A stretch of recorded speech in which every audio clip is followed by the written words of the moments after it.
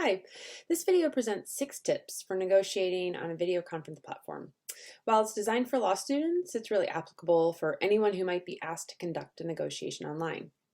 As the world has adapted to the notion of social distancing in the face of COVID-19, many people have felt constrained and limited by the shift from a traditional face-to-face setting to one online. But video conference platforms present many opportunities and potential benefits. I hope the following 6 tips will provide you some guidance and support as you successfully make this transition. Tip number 1, choose with intention. Just because video conference is available and has become a norm, you should still ask if it's the best medium for your negotiation. Before defaulting to the video conference platform, consider what stage in the negotiation you're in and what your goals are. It may be that a quick phone conversation will do, or maybe you actually need a platform that'll provide other features such as blind bidding or a platform that collects and retains information over the course of multiple sessions. The point is, while we're all finding increased comfort with the use of video conference platforms, you still want to be strategic and ensure the medium and platform you choose actually meets your goals. Tip number 2, prepare. If you do strategically choose to use a video conference medium for your negotiation, or for many of you might be required to use it as part of a class, make sure you're familiar and comfortable with the chosen platform so you can get the most out of it. Set up a test run with a colleague and make sure you feel comfortable navigating within it so that you know how to mute and unmute your audio and video. You know how to use waiting rooms or breakout rooms or any of the other features. And while this is just a tip, it may also be an ethical responsibility. And in 2012, the Model Rules of Professional Conduct were amended to read Comment 8 of Rule 1.1. To maintain the requisite knowledge and skill, a lawyer should keep abreast of changes in the law and its practice, and then here's the amendment, including the benefits and risks associated with relevant technology. Over half the states, 38 to be exact, have adopted this rule. So although it's important to be prepared, it may also be an ethical responsibility. Tip number 3, consider your space. You want to think about what the other individuals are seeing on their screen as well as what it looks like on yours. In any negotiation, we must find a way to effectively work with other negotiators in order to resolve that dispute or strike a deal.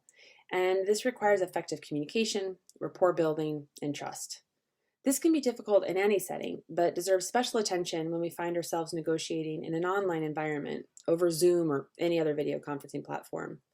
Professor Noam Ebner warns that as video conferencing software has become more and more advanced and realistic, we tend to become complacent. But we still have to be intentional and make sure we pay attention to how video conference software impacts our ability to communicate, to read other people's body language, and build trust with our fellow negotiators. People are becoming more and more familiar with the notion of Zoom fatigue that results from that hyper-vigilant reading of body language just slightly out of sync with verbal and paraverbal communication. And then there's the lack of eye contact. There's cultural assumptions baked into this, but research is showing that the placement of our webcams and the difficulty of looking each other in the eye is leading to a sense of mistrust. So when we set up our space, we want to think about how and where we place our computer. So if you use 2 monitors, you want to make sure the webcam is on the same screen as the video conference display. If you're using a single monitor, you always want to make sure that that monitor with the webcam is lifted so that the webcam is parallel looking straight at you, not up or down. This might require a laptop stand or using some books, but the idea is you just want to raise it a little bit higher. Last, when we consider setting up our space, we also want to think about what it looks like on your screen. So most platforms have multiple views. You've got the speaker view, the ability to pin videos, and then the gallery view, or Hollywood Squares, Brady Bunch view. Think about what works best for you to enhance your ability to communicate and build trust with the other side. I tend to like the gallery view. I want to be able to see everybody that's involved in the negotiation or on the conference call, just like I would if I was in person. So let's also talk about our self view. Most video conference platforms give you the ability to see yourself and what it looks like to the other individuals on the call. This can be helpful to ensure that you stay within the defined viewing area. Your head, your shoulders are square in the middle of the screen. But once I set that up, I like to hide my self view so that I'm not constantly checking that video screen to make sure that I look okay, which can be really distracting for me, but it's also distracting for others on the call as I glance away regularly. Tip number 4, welcome and build trust. Research demonstrated that spending time schmoozing and getting to know your fellow negotiators prior to getting down to business increases the chances of reaching a deal. So make sure to build in time for this just like you would in a face-to-face negotiation. And just like when meeting in person, take the time to welcome the parties and orient them to the platform, especially if you think they may not share the same comfort or familiarity with the platform as you. Walk parties through where to find things just as you would orient them to your office, where the restrooms are, refreshments. In this context, you want to point out the different features of the platform, how to mute audio and video, how to share documents or links in chat, the different screen views, how to reach out to folks on the call off video, etc. You want to talk about what you're going to do if the technology isn't working, someone's internet's unstable, or the audio video freezes. Are you going to call each other? Are you going to email each other? How are you going to reconnect?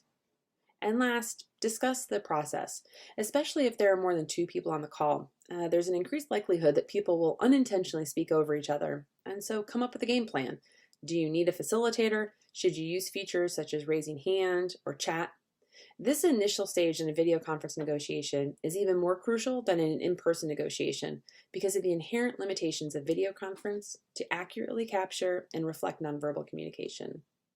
Tip number 5, protect privacy and security. Ask yourself and the other parties, what are the expectations for privacy and confidentiality? Which type of platform might provide the highest level of security, and does it have end-to-end encryption? Most video conference platforms have some other features that can help you protect privacy to a certain extent, such as changing the settings so that no one else can record the meeting, using passwords, or even notifying you whenever someone arrives.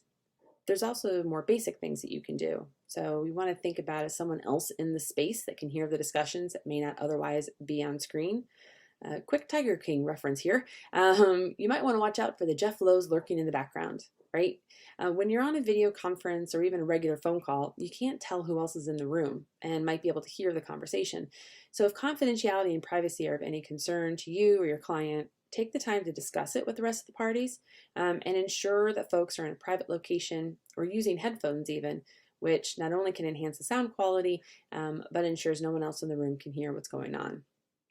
Tip number 6, exploring other technology. Video conference platforms aren't just a communication intermediary. I mean, that may be their main function, but they include other features that might enhance your negotiation as well, so consider using them. The chat function is a way that you can share files back and forth. It's also a second medium in which to communicate. It can be helpful when working in group negotiations as a way to communicate without interrupting the speaker. But just like when writing notes with someone in a face-to-face negotiation, it can be distracting, so do so with care. But the chat function can be a way to capture notes, to be able to review them after the negotiation. You should also note that if the negotiation is being recorded, your chat messages, whether to the entire group or private, are captured and made available to the host. But there's other features like the screen share or whiteboards, features that allow you to directly collaborate with the other side, use visuals, share documents, working out the numbers. The point is that Zoom and other platforms offer more than the ability to see each other over video. These additional features can enhance your negotiation if you use them appropriately. Don't feel limited by the features embedded in Zoom or whatever platform you're using, because if you're meeting online, you also have the ability to access all other sorts of online tools and use them in tandem with your negotiation. So research software, collaborative document creation, litigation analytics. There's just so many new legal technology tools that can enhance your negotiation. Take advantage of the fact that you're negotiating while sitting on a computer that literally puts thousands of helpful tools at your fingertips. With these 6 tips, I wish you the best of luck in your video conference negotiations. Remember that video conference technology isn't the only way you can conduct a negotiation, even in the midst of a pandemic. And video conference technology isn't just a communication intermediary. As with everything else, explore your options, think creatively, and be strategic, and you'll increase your likelihood of success.